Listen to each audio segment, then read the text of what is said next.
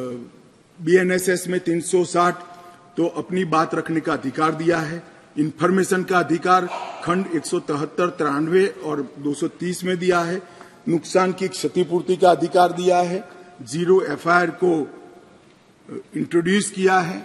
अब कोई भी मुकदमा स्टेट विक्टिम की परमिशन के बगैर, विक्टिम को सुने बगैर कोर्ट सिर्फ स्टेट के कहने पर विड्रॉ नहीं कर सकती। जो विक्टिम है उसको सुनना पड़ेगा, उसके ऑब्जेक्शन को भी सुनना पड़ेगा। विक्टिम को, जो फरियादी है, उसको 90 दिनों में जांच की प्रगति के बारे में इंफॉर्मेशन देने की जिम्मेदारी पुलिस की गई है। एफआईआर, गवाहों के बयान और पुलिस की रिपोर्ट, ये सभी को कंपलसरी कॉपी देने का प्रोविजन इसके अंदर कर दिया गया है।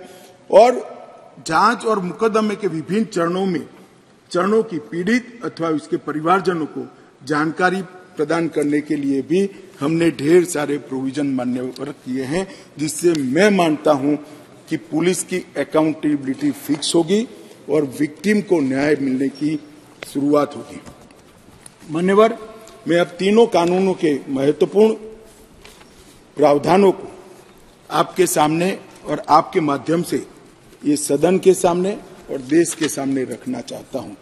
भारतीय न्याय संहिता की मैं पहले बात करूंगा मान्यवर, और जैसा मैंने कहा कि इसमें ढेर सारे मानव संबंधित अपराधों को बहुत पीछे रखा गया था, क्योंकि इसका महत्व ही नहीं था। उनका महत्व अपना शासन चलाना था। जैसे बलात्कार का नंबर धारा 375, 376 था। अब जहां से अपराधों की बात शुरू आती है, इसमें सबसे पहले धारा 63 और धारा 69 में बलात्कार को रख दिया गया है। गैंग रेप को भी आगे लाया गया, बच्चों के खिलाफ अपराध को भी आगे लाया गया है। मर्डर 302 था, अब 101 हुआ है। किडनैपिंग 359 और 369 था, अब 137 और 140 हुए। ट्रैफिकिंग 370, 370A था, अब 143 और 44 हुए।